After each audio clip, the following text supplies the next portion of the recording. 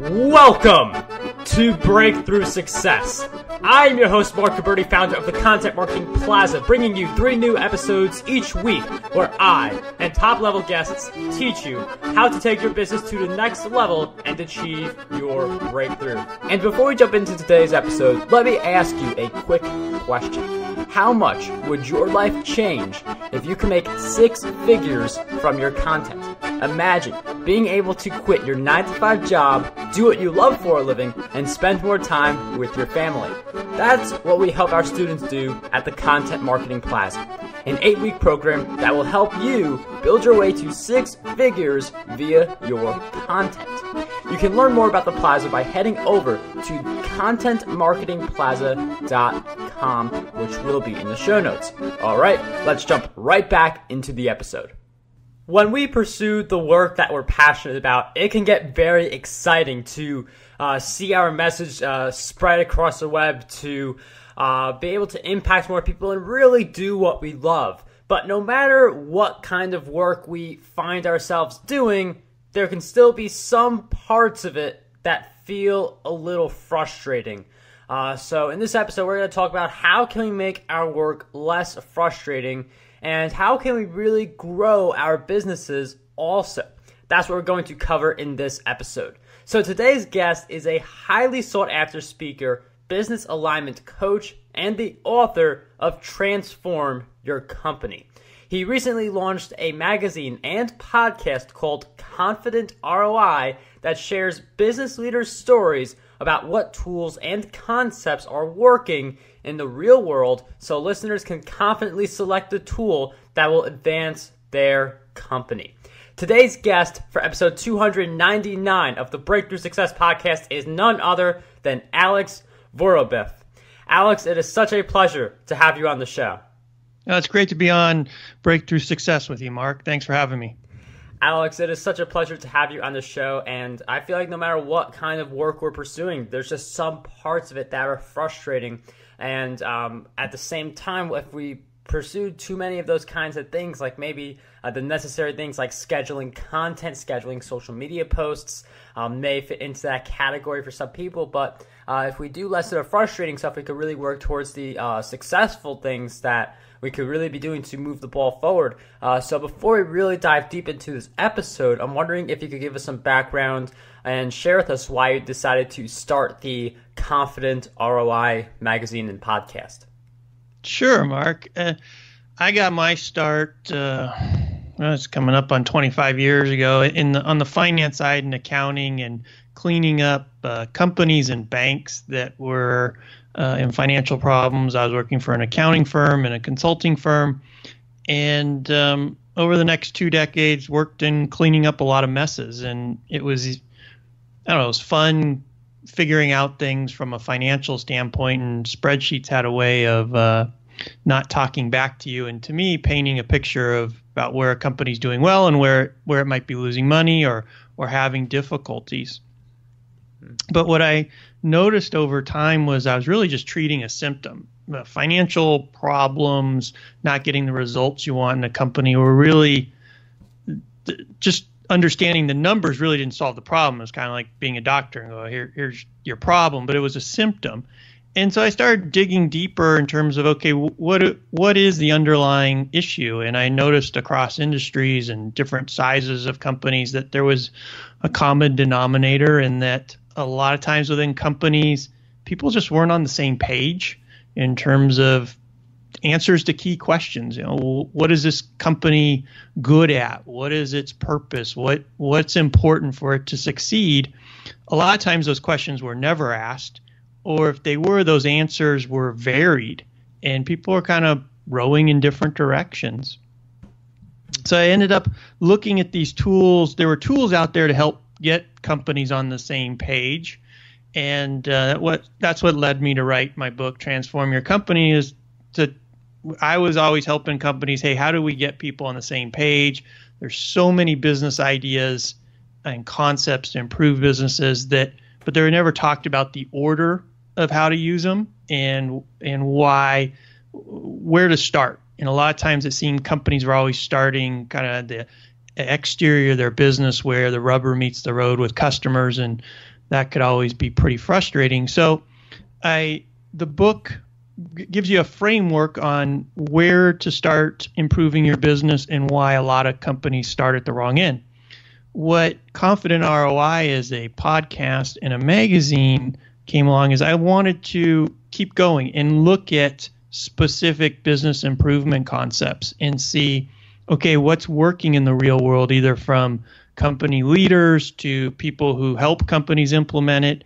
What tools are working, what's not. And I was interviewing one leader who had implemented EOS, the Entrepreneurial Operating System, and they went from real financial difficulty in about 12 months, they hit their stretch goals. And you could just hear the emotion in his voice describing it. It was a challenging process, but this framework helped them do it. And so that's what Confident ROI does. It helps people hear from people in the real world implementing these ideas and concepts. And it's really great that you're collecting all these examples and you're really looking into what really works in the real world. And you mentioned the tools aspect, because using the right tools can really make a big impact on your business. You refer to some of these really good tools as business alignment tools, which have allowed these really successful companies turn into unstoppable forces, the ones that you've guided. So I'm wondering if you could go a little deeper into business alignment tools. What are they? Why are they important? And which ones should we be looking at? Sure. It was kind of a funny story. I was working with one client, and they weren't on the same page, and it was pretty frustrating for everyone involved. There was just constant the meetings were difficult. They couldn't make decisions. It kind of seemed like they kept going around circles. And I actually, I was trying, and I'd seen systems where it was things like EOS I mentioned earlier, to scaling up, to the breakthrough company. There's the E-Myth for smaller companies. And I was trying to articulate what they did. And it was difficult to do it because when you tell someone it's a planning system or a management system, their eyes roll back and they're already starting to get sleepy or bored or more frustrated. And I was trying to figure out what they did. And as I read these books and studied them, I realized, God, they kept using the term alignment or same page. And when I used it on my clients to explain to them, hey, these tools help you align your company, help you align your efforts. They got it. And actually, if you got time, there's a funny story how it really came to my mind on it. It was actually, I was really frustrated at Disneyland, and I had this breakthrough moment, and that's what led to the book, actually. You have time for it? Yeah, sure. So I was frustrated, and I was trying to work with this one client, and I was sitting there, and my wife and daughter could sense I was frustrated. So they said, we're going to go on a ride. Why don't you finish your coffee?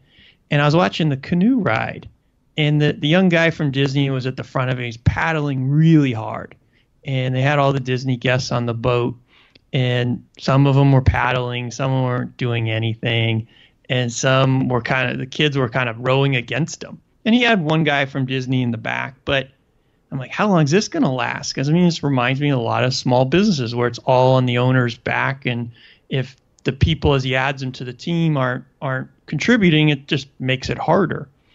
And it didn't last long. The Disney guide got him off to the side, and then within 90 seconds, he got this motley crew of Disney guests aligned and rowing around Tom Sawyer's Island in an efficient manner.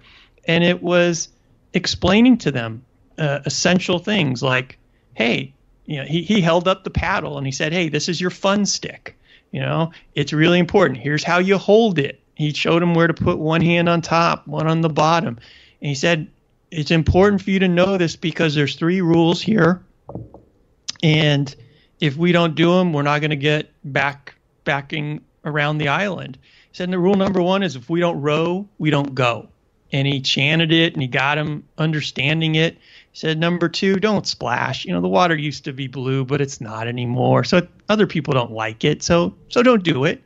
And he said, finally, 3, don't stand up in a canoe. Only a fool stands up in a canoe.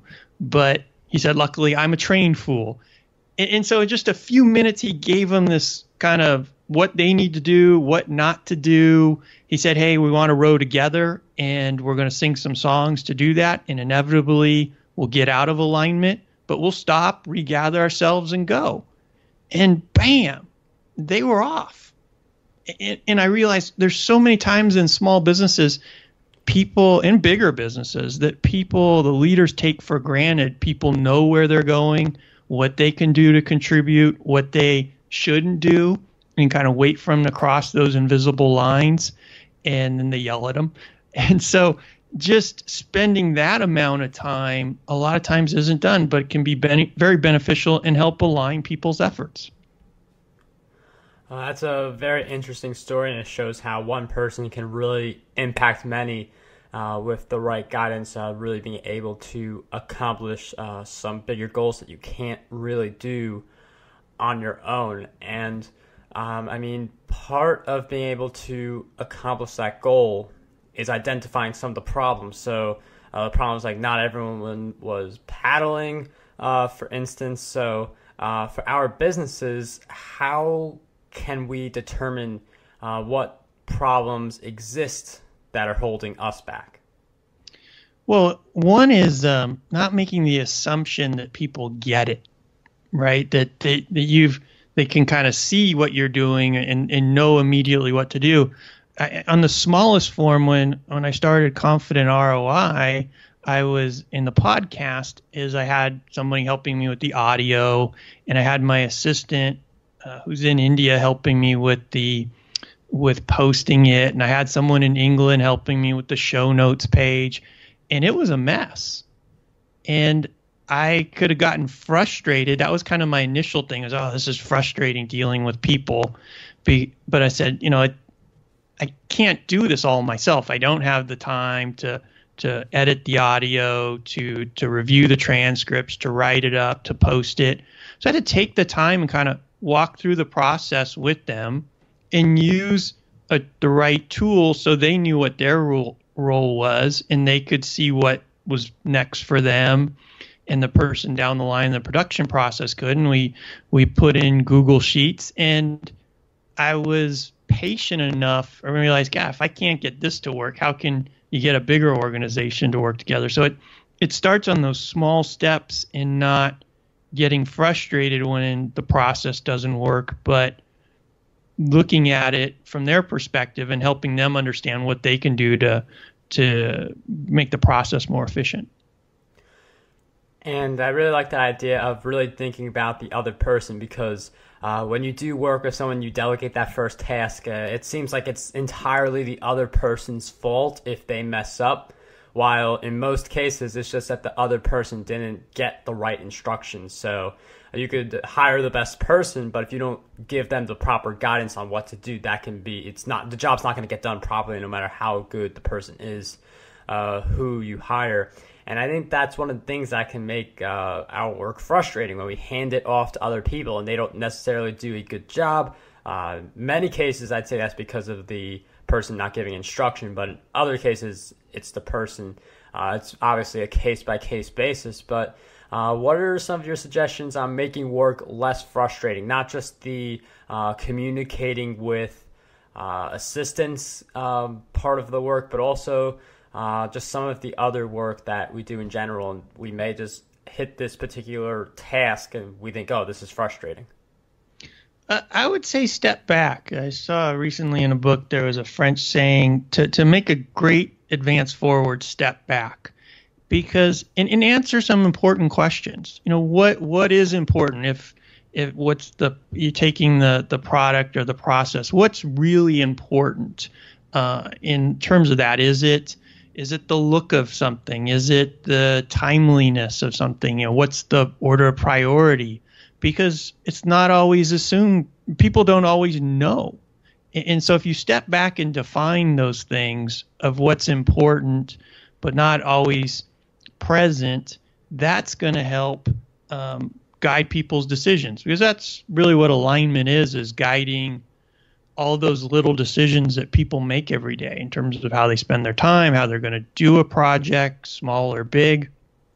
But they need a framework. They need something to kind of bounce off, something that I know I've worked with a lot of companies on pricing products, and what's important there is it's different depending on the customer, how they react. One thing that's kind of always true is don't send the pricing information, the detailed stuff, to the customer, especially in a business to business type of aspect. But it's a safe assumption not to do that. But unless it's really brought to the forefront on a regular basis, mistakes can happen. Yeah, and no matter what you do, mistakes are going to happen. I mean, there's no such thing as being perfect. No matter how good your systems are, the mistakes are going to happen. It's just how we react, how we respond to those mistakes that allow us to either get better or continue making the same mistakes over again. And I mean, I know you've went into a lot of stories with Confident ROI. I'm wondering if you could share with us some of the new things you've learned ever since starting Confident ROI. Well, the big thing is, since I wrote the book and also just talking with different neuroscience experts, is how we're wired. We're actually wired in a way that contributes to our problems, especially in business and getting frustrated. Our brain processes 11 million bytes of information per second, just from how we're feeling, the temperature, or what we're hearing, what we're seeing. But it has to process all that information so quickly that it does 99.9% of it below the conscious level. So, and we're predisposed not to want to slow down and think about something that doesn't match up with how our brain already sees the world, because it wants to process everything subconsciously. So when we were talking earlier about a mistake happening and there's a problem and how we deal with it, our brain is predisposed just to dismiss something that didn't go according to plan. It's a lot easier to blame somebody, to get upset about it, than to stop and ask a question. Okay, what went wrong? Your brain is literally saying, we don't have the energy or the time to do that. And especially if you're under a lot of stress, it's even more so. So this neuroscience of how we're wired is something that it's come to the forefront, and a lot of companies now are becoming more aware of it, and there's more neuroscience experts and psychologists that are helping people understand it and apply it in business.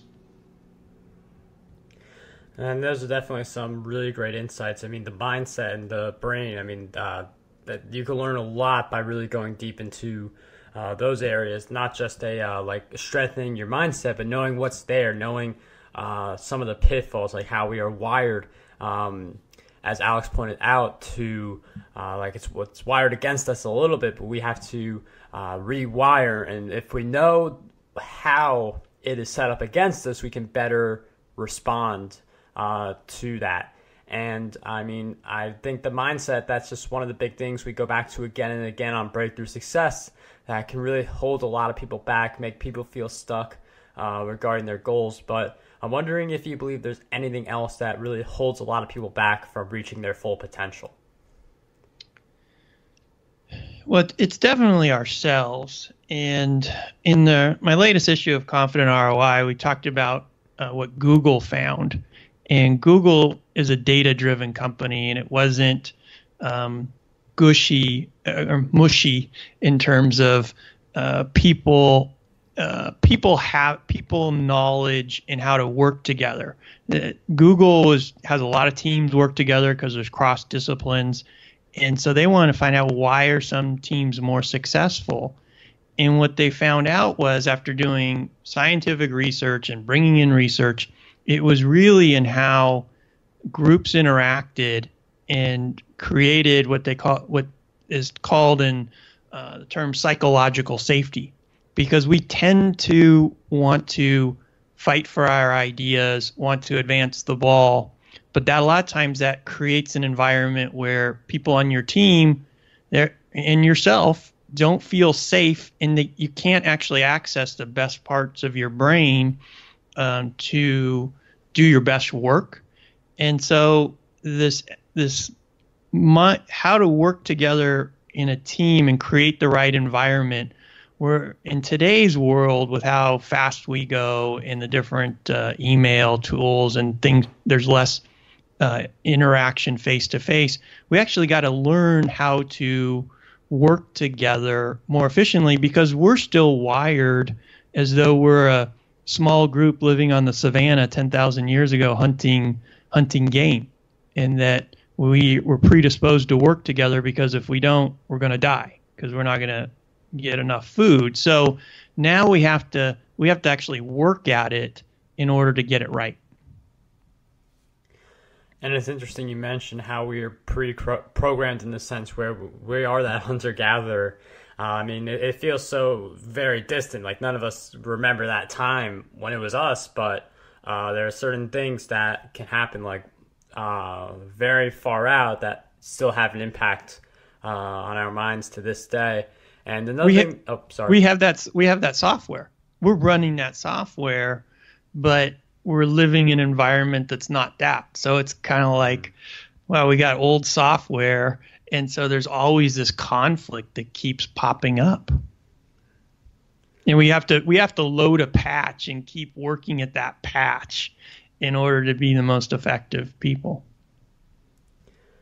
Yeah, that is definitely an interesting take on it. I mean, you do have to make those kinds of adjustments, and life is definitely a series of adjustments that you make in order to get to where you want to go. And one thing that I believe is really essential are the habits that we develop. So I'm wondering if you could share with us some of the habits that you see as essential for your success. Sure.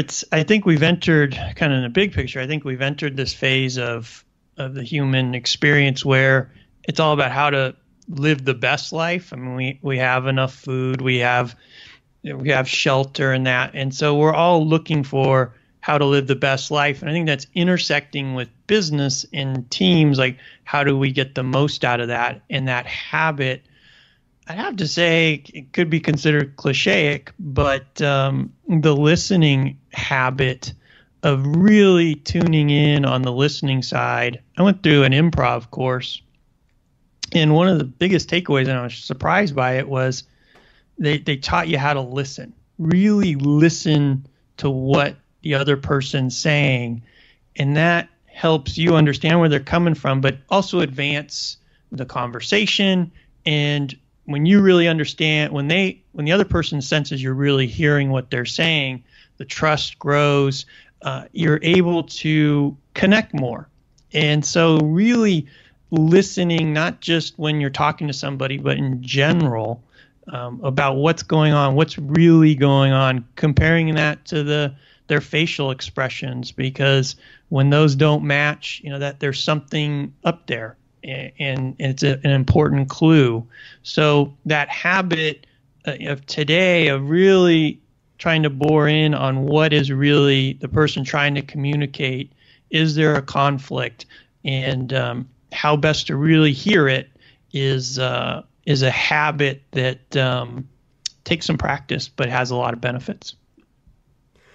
That's an interesting habit that you mentioned. And I mean, at the very core, we are all just looking to live that best life. And we all have different definitions of that. But getting really clear on your definition of living a best life can really help you attain that lifestyle, and also some of the big goals that you set for yourself. And another habit that you should definitely consider is learning as much as you possibly can. And with that in mind, Alex, I'm wondering if you could share with us 3 books that you believe will have a positive impact on us. 3 books that have a positive impact on us. Well, one of is in the process of reading is Principles by Ray Dalio. And I like it because it really is a book that helps someone step back and define their personal principles as well as their business principles and how they overlap. And it's never something that's urgent, but is essential, because your mind will tell you when you're in conflict with some principle in your mind. But there's nothing like really defining it when it's not that urgent point. And it's important from a standpoint of how do you want to live and what's important to you. So Principles by Ray Dalio be a recommendation. Why Zebras Don't Get Ulcers is a great book for understanding it's kind of the neuroscience and why we feel the way we do in modern society. I took a neuroscience leadership course, and it was one of the books that was part of the recommended by the neuroscience, and it really breaks down in layman terms why our brain drives us nuts in today's modern society. And we talked earlier about, we're running old software, and Saporsky, I'm probably pronouncing that right. He wrote it. He's a doctor, and really helps in terms of understanding what's going on and what you can do about it. Alex, thank you for sharing those great book recommendations. We will include those in the show notes, markguberti.com/E299. We will also throw in content marketing secrets in there for anyone interested in driving more traffic to their content and generating revenue. That, again, will be in the show notes. And before we wrap up this episode, Alex, I've asked you several questions throughout our time together, but what do you believe is one question that we need to be asking ourselves more often? What's our purpose in life? Why are we getting up? And not only what's our purpose, and if we were in an organization, if it's ours, if it's something we're involved in, or we're going to enter that organization, what is its purpose? Especially if you get involved in nonprofits and you're doing that either on the side, or is your focus in life is making sure that purpose of those organizations are aligned with your purpose. Because your brain will tell you if you're living in a way that's unaligned with that. Alex, thank you. Yeah, it'll tell you like in dreams. Sorry about that. Or nightmares, yes. Sorry, I'm being a bad guest. I'll shut up now.